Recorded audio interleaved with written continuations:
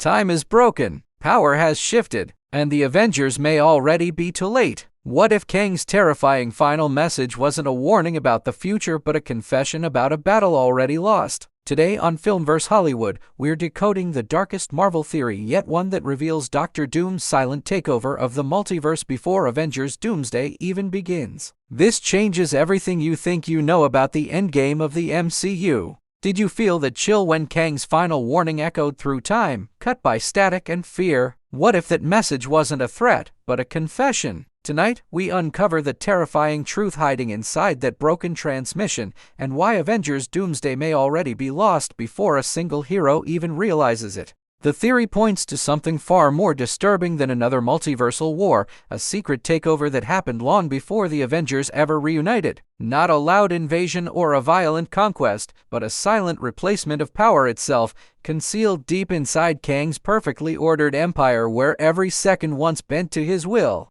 The last time we saw true proof of Kang's control was inside the Citadel at the end of time, where he calmly explained the sacred timeline while Miss Minutes smiled beside him. Every branch created by his designs, every variant tracked, every rebellion erased before it could ever grow strong enough to challenge him. But then the cracks appeared, tiny at first, like dust in a flawless mirror. The theory says Kang began noticing small glitches inside his own records, moments that should never exist, timestamps that didn't align, fragments of erased timelines that somehow returned as faint impressions inside his perfect digital memory. At first, Kang dismissed these irregularities as routine temporal drift, the kind even infinite systems produce under endless strain. Yet the anomalies multiplied, spreading like quiet rot. Archived events began shifting without explanation, and once stable outcome projections started returning results that Kang himself never calculated or approved. When he finally investigated deeper into the Citadel's core archives, the horror revealed itself. Whole streams of historical data had vanished, not corrupted or destroyed, but cleanly removed. Even more disturbing, replacements had been inserted with such surgical precision that only Kang, creator of the system,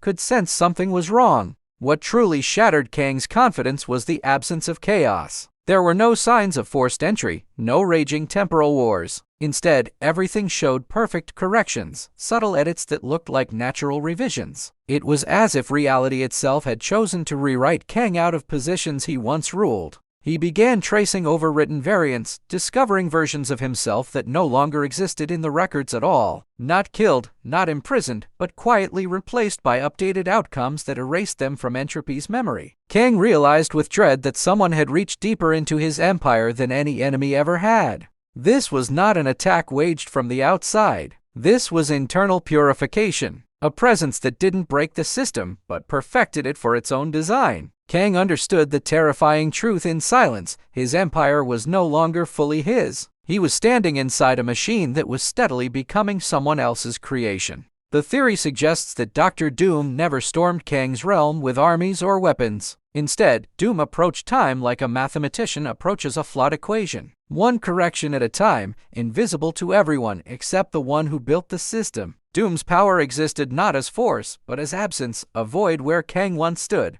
Kang describes it as living in a castle built by someone else while still wearing the crown. Every throne room felt familiar, yet subtly wrong. Every command executed perfectly, yet the outcomes drifted from his original intent. Even reality's loyalty had shifted, responding less to Kang's authority and more to an unseen architect. The most disturbing implication is that Doom didn't only rewrite timelines, he rewired Kang himself. Memories once fixed in temporal certainty began to blur. Victories felt uncertain. Defeats vanished entirely. Kang, the master of cause and effect, could no longer trust the cause of his own decisions. This connects chillingly with how Kang fractures in different Marvel scenes. In Quantumania, we saw a Kang stripped of resources, exiled, humiliated, yet burning with rage. That Kang didn't just lose a war. He behaved like someone who had already been betrayed by his own multiversal infrastructure long before Scott Lang ever struck him down. As variants began collapsing across branching universes, Kang felt the erasure accelerating. Entire versions of himself were being quietly corrected out of existence. No dramatic battles, no multiversal signals, just silence where infinite Kangs once stood. The multiverse wasn't fighting anymore. It was being edited down to a single dominant narrative. And that narrative did not belong to Kang. It belonged to Doom, a mind that doesn't conquer by destruction but by authorship. Doom doesn't rule worlds. He rewrites the rules under which worlds believe they are ruling themselves. Kang didn't face a rival warlord. He faced a superior editor of reality. This leads directly into Kang's final transmission, the broken, glitching message rumored to appear in Avengers Doomsday. By the time Kang activates that message, his empire is already gone in practice, even if it still exists in appearance. He is no longer a conqueror reaching out. He is a prisoner warning from inside a collapsing illusion.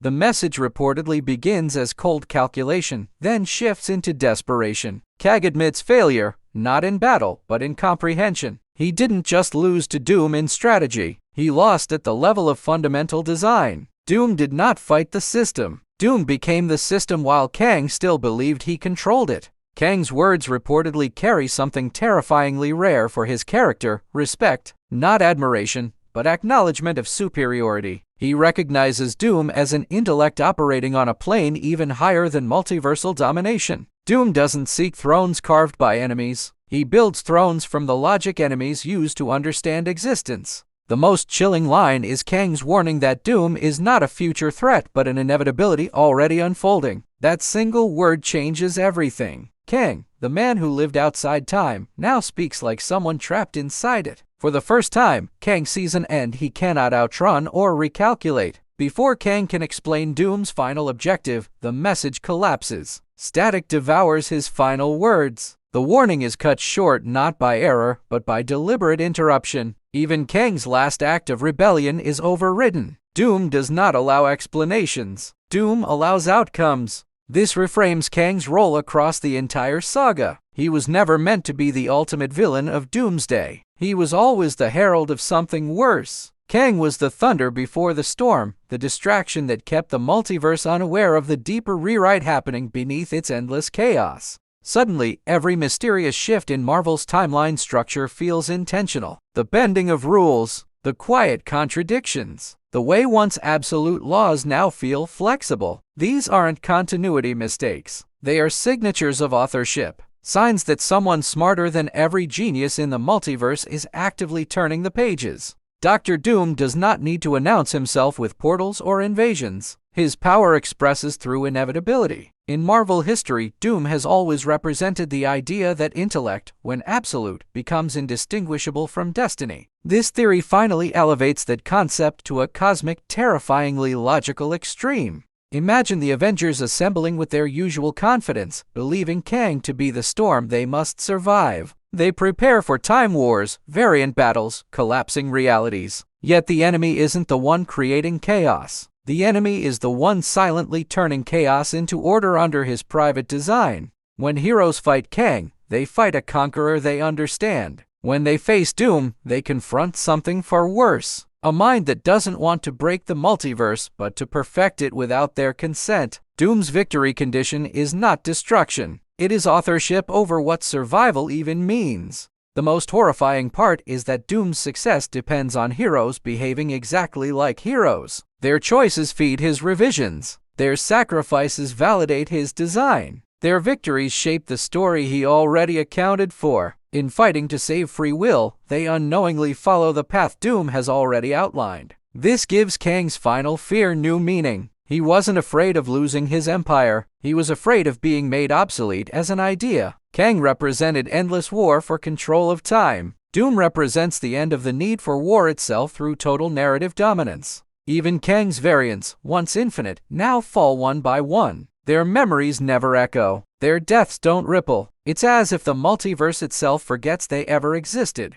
That isn't genocide. It's editorial deletion. And nothing terrifies a time god more than being treated as a removable draft. When Kang sends his final message, he isn't trying to win anymore. He's trying to transfer a burden, a warning too heavy for one being to carry alone. He passes it to the Avengers knowing they may not believe him until Doom is already standing behind their victories. This theory also transforms how we view every future sacrifice. Any hero who falls in Doomsday might not be dying in battle. They may be fulfilling a correction, a necessary narrative adjustment that Doom calculated long before the moment of impact. Their courage becomes part of his machinery. The scariest possibility is that Doom doesn't even see himself as a villain. To a mind like his, unchecked freedom creates suffering. Infinite timelines create infinite wars. Doom doesn't crave chaos. He craves a universe that finally obeys logic without resistance. From his perspective, Kang was just a symptom of disorder, a multiversal tyrant competing endlessly with his own reflections. Doom's solution is colder, quieter, and far more final. One empire, one design, one outcome that no longer requires conquest because opposition has been structurally eliminated. If this theory is true, then Avengers Doomsday does not begin with a war. It begins with the aftermath of a victory none of the heroes even witnessed. Kang's defeat happens off-screen, in silence, through revision rather than rebellion.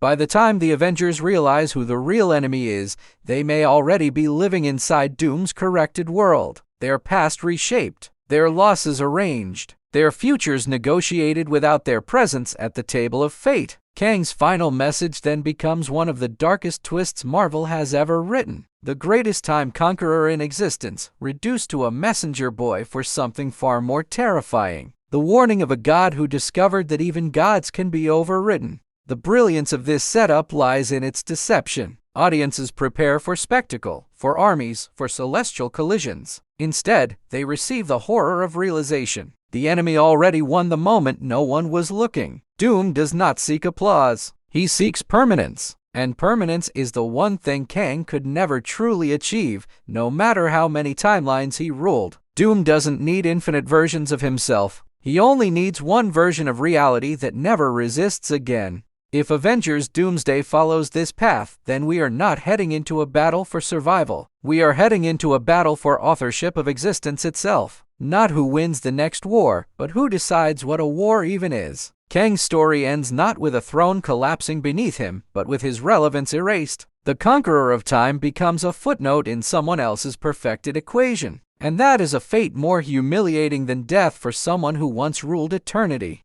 As the static consumes his last words, one truth lingers heavier than any explosion. The Avengers aren't being challenged by Doom. They are being summoned into a story already rewritten around their resistance. And when they finally understand that every step they take has already been accounted for, the real terror of Doomsday will reveal itself. Not the destruction of worlds, but the realization that free will itself has been placed on trial by a mind that believes destiny should obey reason alone. This is why Kang sounds afraid in his final transmission. Not because he is dying, but because he is learning for the first time what it feels like to be powerless inside someone else's perfect design. If this terrifying truth unfolds on screen, Avengers Doomsday could become Marvel's darkest turning point yet, where heroes don't just fight to save reality, but to reclaim the right to define it. And if this theory shakes you the way it shook me, make sure you support FilmVerse Hollywood by liking this video, sharing it with true Marvel fans, and subscribing for more deep, cinematic breakdowns of the stories that shape our favorite universes.